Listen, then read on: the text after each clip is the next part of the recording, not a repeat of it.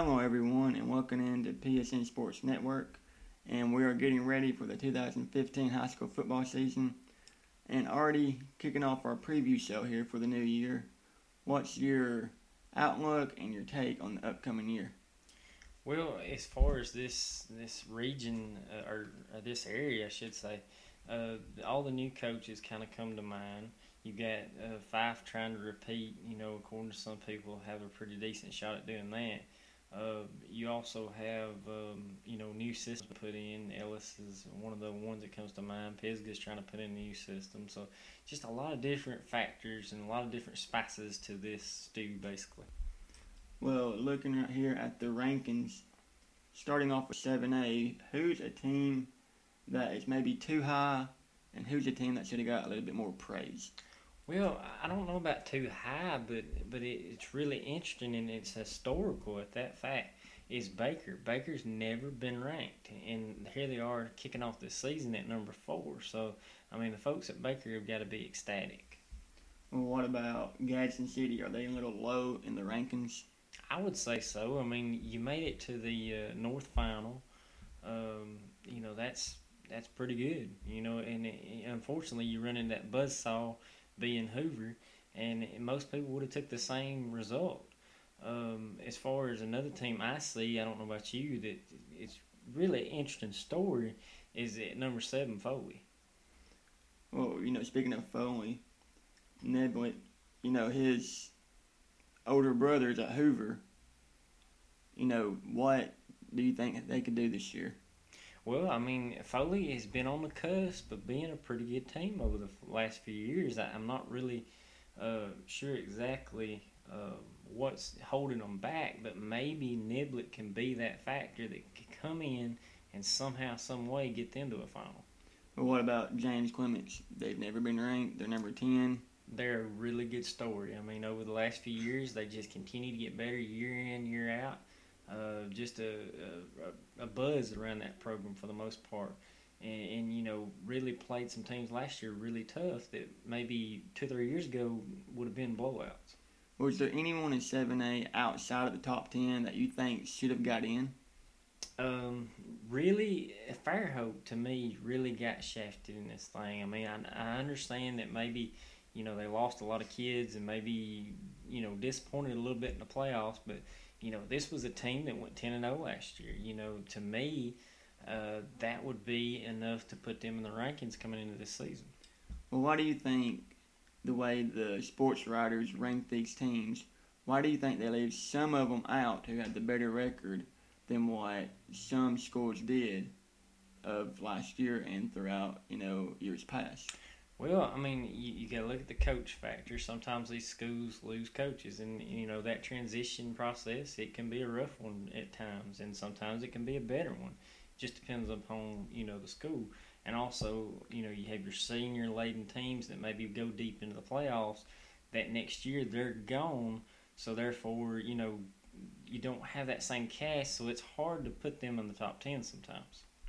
Well, moving from 7A rankings into 6A rankings, once again, is there a team that stands out, and is there a team that should have got in that's outside the top 10, and just what is your outlook on the 6A rankings this year? I think a really interesting team as far as the rankings go is Florence. They're a dangerous team, really are dangerous. Obviously, they're going to have to go through that buzzsaw being the Cougars of Clay Chalful. But, if anybody could potentially challenge them, that would be one that would stick out to me. Well, how good can the number 1 team be in 6A, and can they still be a dominant team like they was last year? Oh, they can definitely repeat. They have one of the best quarterbacks in the country, according to ESPN. Tyrell Pygmy, that kid is phenomenal. He can throw it, run it, you name it, that kid can do it. Well, looking at, a team we cover, Fort Payne, they're outside the top 10. Should they have been in the top 10? No, not really. That was a young group last year. They overachieved for the most part. And this year, they're going to be pretty much in that same boat of being young and trying to find their way. So, in that 6A class in general is really tough. So, I mean, you got to have a really good team to be in that top 10. And one team that really, if you want to go over the success of the past 2 years, that might have should have been in that top 10, maybe at that 9, that 10 spot, would be Southside. Well, speaking of Southside, they kick off the season this week, and they're not in the top 10. True. They went 9-3, or my bad, I think they lost one game last year. I believe that's right. And that was in the playoffs. Mm-hmm. And it came down to Fort Payne and Southside for the region title. True. Down at Southside, Southside came out with a 7-point win. Very close game. And, I was down there for that game. Mm-hmm. Good game all around. But looking at Southside, did they bring back a lot for this year? Not really. I mean, I once again, you look at that past success, do you put them in the top 10 just because of that? Or do you look at what you have coming into 2015? You have all your running backs are gone. You have Tyler Carr at Auburn, so, he's not going to be a factor anymore. Southside may be searching for an identity come this season. Well, after the 6A rankings, we're just moving on down the line here for preview. The 5A rankings, what team, once again, stands out to you? And who do you think is kind of an underdog in the rankings? As far as a team to kind of watch, you might look at Madison County. I mean, they've had a lot of success over the last few years. Nobody really gives them any credit, but obviously in that area you're thinking about the Mustangs, you're not thinking about Madison County, and they kind of get overlooked. But honestly, they've had a lot of success, and potentially could be a team to watch out for. What about Garnersville? Jordan Bentley, simple as I can put that. That kid is gonna have to be the guy though, because it's his team. And can anybody else step up and help him in that process? That's going to be the biggest story for them. Well, can he help his team make it deep into the postseason? Well, as far as just a total team, the defense let them down in the playoffs. There's no doubt about that. And also, I think teams tended to key on him, maybe crowded the box and made them throw the football, and that's something they weren't able to do well enough to keep those teams honest. Well, staying in 5A in the rankings, what about the Etowah Blue Devils? 6-5 last year, kind of an up and down year for them. What do you expect from them? A lot of young kids last year, and just trying to learn, find their way. Basically, they're talented, but can they, make that step? And I tend to believe that 6-5 record will definitely be better this season. I mean, you can't have that many athletes and not figure out a way to win.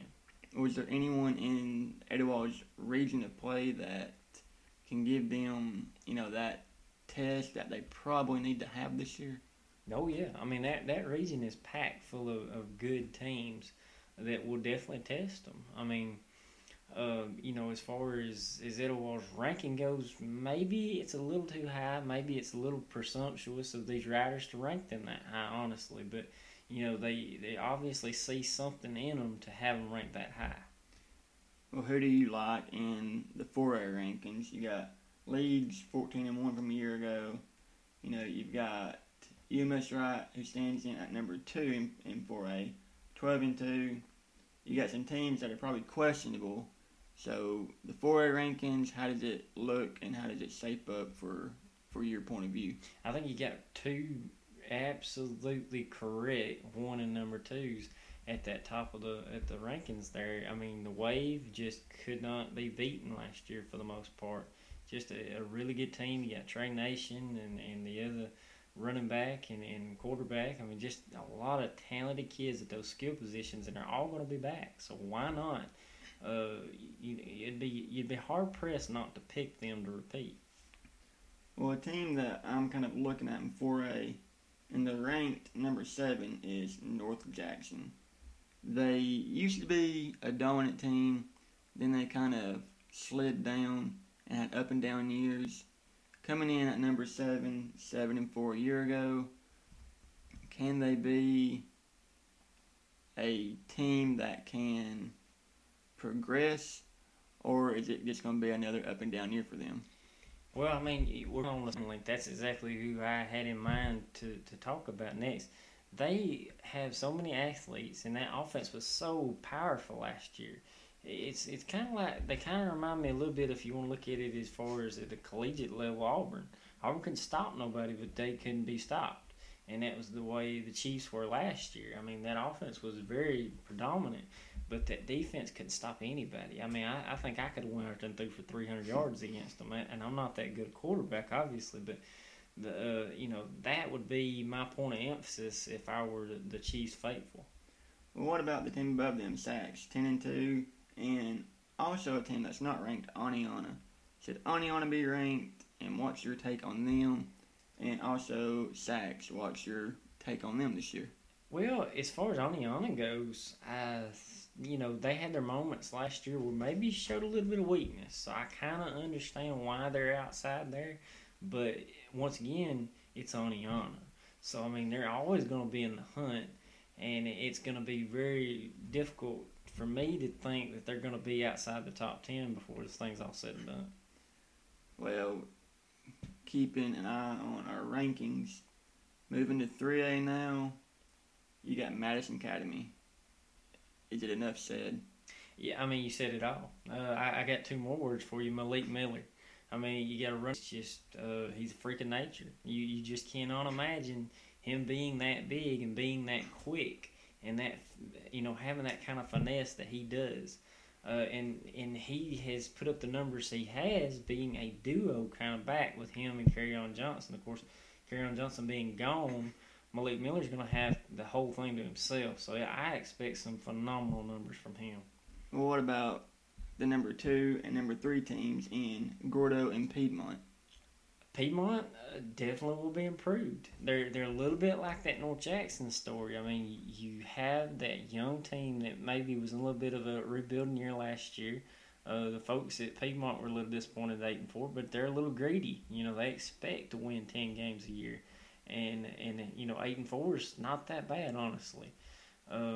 But another team that I look at, I don't know about you, but Gordo, it was kind of a shock last year, honestly. I looked at their schedule going into the playoffs last year, and I felt like maybe they weren't battle tested. But, they kind of proved me wrong as far as that goes and made it, to the semifinal, or the finals, rather, of the South, which was very impressive.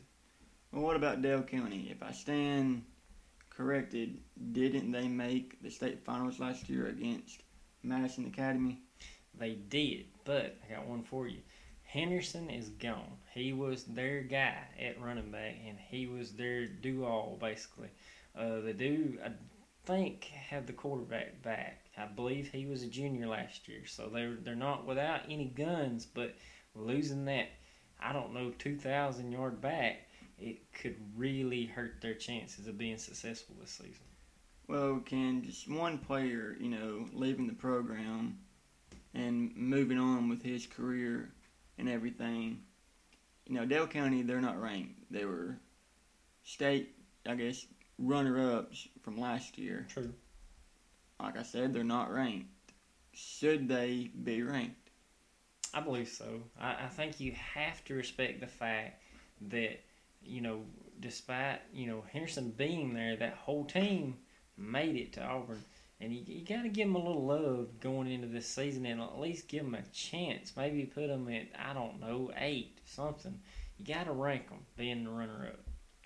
Well, there's a couple teams around here that we cover pretty well and that we know a lot about is Pisgah and Sylvania. They got a few votes to be in the top 10. They're not there. Should they have been? Pisgah, no. A little surprised, honestly, that I believe they had them at 14. That's maybe a little high. I mean, they really haven't proven it on the field. You hear a lot of buzz about them, and you saw some bright spots in them last year, but can they continue that? That's the biggest question. And as you mentioned, Sylvania also, another one of those teams that maybe personnel-wise, I don't know if there is a progression there. Roebuck comes to mind, but he can't do it all. Maybe that respect factor is just a coach's respect, basically, of Putnam coming into that program and maybe, getting them going. Another team, though, that really I think got snubbed, honestly, I realized, I do, that, Coach Osment lost a lot of kids. And once again, a lot of seniors gone off that team. But year in, year out, Glencoe, always a winning team. Osment, always about the fundamentals. And in my opinion, those type coaches are all about those fundamentals. Year in, year out, don't matter the personnel that they have, are going to be successful. Well, the 2A rankings moving down the line. 5, number 1, state champs a year ago, the first in school history. You got Tanner down there at 3. You got Cleveland at 8, who's also in 5's region, and also a tie for who should be ranked 10 in Pickens County and Gadsden. And just looking at those rankings right there in 2A, a tie at 10, not really an outright, top 10. I guess you could say top 11. Mm-hmm. But if you had to go top 10 and choose between Gadsden and Pickens County, who would you put in there? I would probably go Pickens County. Just, coming out of 1A, a lot of success, jumping up to 2A, still, not quite as successful, but still a solid year last year in that jump. One team, as far as potential, I guess, the way the writers look at it is Gaston. But they do have some holes they're going to have to fill, and that kind of worries me about them a little bit. One team I think got totally snubbed, and once again, it's kind of that whole Dale County factor as far as Henderson being gone. You've lost your running back, being, once again, your do-all guy at Washington County, and that has seemed to be, once again, they've knocked them out of the rankings for whatever reason. Well, what about 5? They're a team that we cover, a state title. They're outright number 1. What's your thoughts on them for the upcoming year? They definitely could repeat. I mean, they definitely could. Just the simple factor of they have kids that can step into those roles and be as productive as maybe those kids that are gone. But as far as that, and another thing that really bodes well for them is 2A is going to be probably a lot like it was last year. You're only going to have about 5 teams that can really win the state title. It's just not a very deep classification as it has been in the past, 10 years. I mean, at one point in 2A, you had about, maybe 12 teams that could win the state title. Now that's just not the case. Well, what about your outlook on the number 2 team and number 3 team in Elba and Tanner this year? As far as Elba goes, you got a lot of kids back. I mean, that would be extremely exciting for me if I were their coach, because you had that group that went so far and got so much experience, and they're going to be able to take that and maybe, motivate themselves coming into this year. Well, moving to the last classification in 1A, Maplesville, number 1, Brantley, number 2. A team that we cover at number 7, Cedar Bluff. Another team that's not in the top 10 that we cover, Valley Head. Should Valley Head be ranked? What's your take on 1A in the top 10? Who do you like and who do you may kind of disagree with? I have no problem whatsoever of not ranking Valley Head. You've lost your coach. You've lost a lot of kids, once again, over the past 2 years, really, of just kids that were big factors in their success. So, I mean, new faces, new coach, a coach that's not really proven, honestly. I mean, you look at his record, it's not that good. He is definitely coming in here hungry, looking to maybe, change his legacy to an extent and be successful there. And last year, a very weak region, they were only 500. So I have absolutely no problem not putting them in the top 10. What about Maplesville? Number 1, any problem with that? Well, I know I'm going to catch flack for this, and I said it last year. I believe they're the best Red Devil team in the state of Alabama. Anything else you like about 1A? Well, it's just the usual suspects. You got Brantley. They're good year in, year out. Not really sure why they didn't go further last year. team, though, it may be a little high, honestly, is Spring Garden. Spring Garden, it being at 6, that might be a little high. I don't know how you feel about that. But in Bluff, once again, they're ranked because of potential. Played a ton of freshmen, sophomore over the last year, and those kids, if they progress, you got that experience factor and that talent factor, and that could be enough to potentially, get Bluff back to where it once was. Well, a team that's not in the top 10 and who received 7 votes is Brilliant. They went 1-9 last year. How can a team that went 1-9 get even 7 votes to be in the top 10? Just a respect factor. Brilliant, year in, year out, was good. I'm not really sure what went on last year as far as their fall from grace. I know they lost their running back that was, once again, their guy last year, but you would think a predominantly successful program could have at least, eked out a 6-4 year without him. One snub that sticks out to me, once again, a team that wins year in, year out is Raglan. And you've only got them ranked at number 11. I don't understand that at all.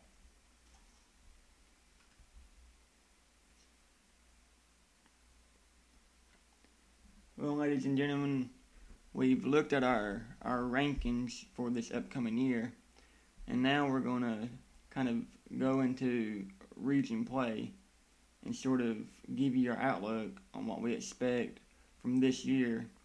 And already, we'll start with 6A Region 7, and just looking at the standings from a year ago and how it all played out, and you got Southside who won the region, and it came down between them and Fort Payne. It was a good game, back and forth, pretty much all night. But just looking at that region, who's a team that stands out to you this upcoming year? I think a team that could be a really, dark horse to win the region would be Arab.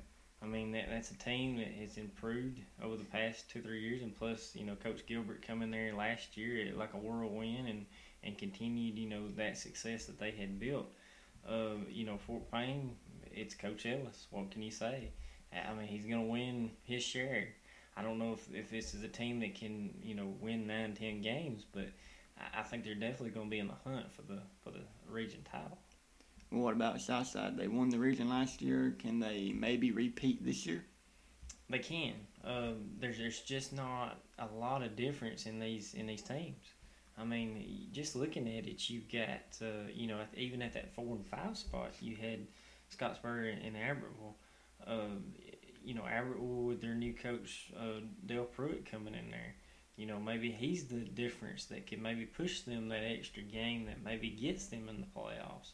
Will Appleton also being your junior quarterback. A lot of people have eyes on him. Maybe his play will be enough to slip him into that 4th spot. Well, we're talking about Albertville and getting the hire of Dale Pruitt, who is, I guess, a legend at Plainview, and came over That would definitely be fair to say. To Albertville. They have Will Appleton at quarterback. True. And in my view, in my opinion, he's a little bit shorter, but has a little bit more weight put on him. And he reminds me of Slade Smith, who, was quarterback at Fort Payne. Yes. He moves around a little bit better than Slade did, but I believe his arm and the accuracy are about the same. And you touched on Dale and trying to push Albertville and get them in the playoffs. True. How far can Dale actually push them, and how good can Appleton be this year? Well, as far as Pruitt goes, I don't think it can be a bad thing. I think they can only go up. He has experience. He's used to being in the region hunt. I mean, I've watched him have teams at Rainsville that maybe weren't that good enough to win regions, but somehow, some way, he got the best he could out of them and pushed them to a region title. Well, staying in Region 7 real quick, a team that, I guess in my own opinion, and it's kind of on the outside looking in, is Scottsboro. They went 4-7 last year. True. 3-3 in region play. that gave some teams, all that had one, but came away with 3 losses in the region. Well, I mean, as far as the losses go, just, as you say, they lost a lot of close games. So maybe they can change that. Maybe they win those games that they lost by a touchdown compared to last year. Maybe that's the factor, just as admirable. Maybe that's those 1 or 2 games that make the difference between being in and out. We're staying in region right here, going to 3A Region 7. Plainview, already they won the region last year, 7-0 in that region, 9-3. You got Geraldine just underneath them, 6-1 from a year ago. Who's a team in that region other than Plainview, and maybe other than Geraldine, you think could have a bounce back, or I guess a bounce up year? Sylvania comes to mind. As far as, you have that coaching experience, he might be the most experienced in that group, being Coach Putnam. I mean, he's new as far as that region goes and as far as being the head coach at Sylvania, but, he's had success at Hazel Green. And, I mean, Sylvania is definitely, as far as just a program's prestige, is better than Hazel Green. And maybe he can come in and definitely get them going again. Well, what about the Plainview Bears? Pruitt left. He goes to Albertville, takes over the head coaching job there. True. And then Plainview hires Dustin Goodwin, who was the offensive coordinator at Hueytown. Uh-huh. They go 6-14 with him as the coordinator, and they average about 13 to 14 points a game. Uh-huh. What's the outlook on him and the Plainview squad for this coming year? It could be a huge, just basically to put it in one word, it could be a rebuilding year for them. It's going to be tough as far as that goes. You lose a senior-laden team the way the Bears did last year, a team that had worked so hard to get where they got. It's going to be interesting to see if they can continue that success.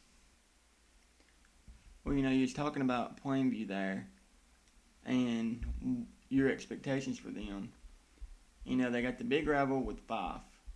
True. And looking at Fife, yeah, state title from a year ago, they pretty much dominated everybody in their region. What's the take for them this year and Region 7 for them in 2A? Well, if you go by the local papers and stuff, they're looking to repeat. They're not looking to win. That winning the region title, that's a done deal in their minds. And for the most part, if you look at that region, I can't really disagree. They're just too talented as far as that region goes. Well, can anybody compete with them? Gaston, really the only one that comes to mind that might be able to compete, but I really wouldn't bet my bottom dollar on that one. Well, after talking about the 2A Region 7 class and Fife and everything, going to 1A Region 7, Valley Head won the region last year. And you got Cedar Bluff, who made it to the 3rd round and got beat by Marion County 56-22. Kind of a bad loss there. That's a good team, though, honestly. Well, after looking over the region and everything, Artie, what's your take on Valley Head and Cedar Bluff and just the teams in that region? I think it's going to be just as tight as it's been the past few years. Maybe you give the edge just a little bit to Cedar Bluff coming into this season. Maybe a little too many athletes in that group. But as far as the Garden and Valley Head, you basically can toss a coin. It's going to be extremely, extremely intriguing to watch to see how this thing pans out. Well, Valley Head gets a new head coach this year, and Sam Graham. He was, I believe, at Sylvania. He went 6-13 there, 2 years there. Then he was at Albertville for 2 years with 3-17. Not too good of a record, but can he bring a spark to Valley Head? He can, because I think he'll be hungry. I think that's the biggest factor about him. When you have a bad record like that, you want to prove everybody wrong, and here is his opportunity to do that. Well, what about, going back to Cedar Bluff? Once again, can they go deep, and just how good can they actually be? I don't know how deep they can go. I think it shocked a lot of people to get to that third round, but they done it because they have the athletes to do it.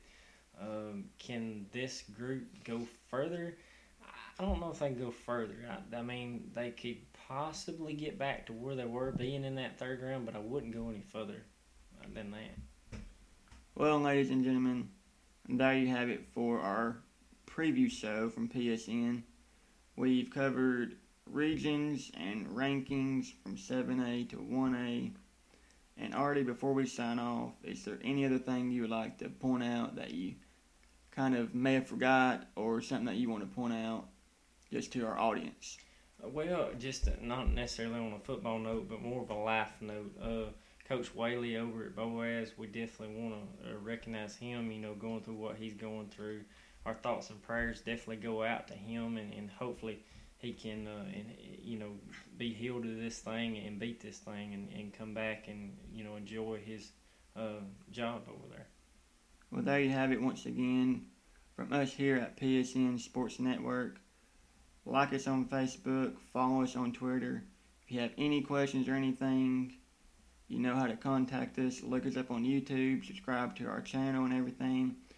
We're putting these videos out there for you to maybe get you sort of inside the program and an in-depth look at each team that we cover and maybe teams that are outside of our viewing area. But once again, from us here at PSN Sports Network, happy football season, and we will see you again soon.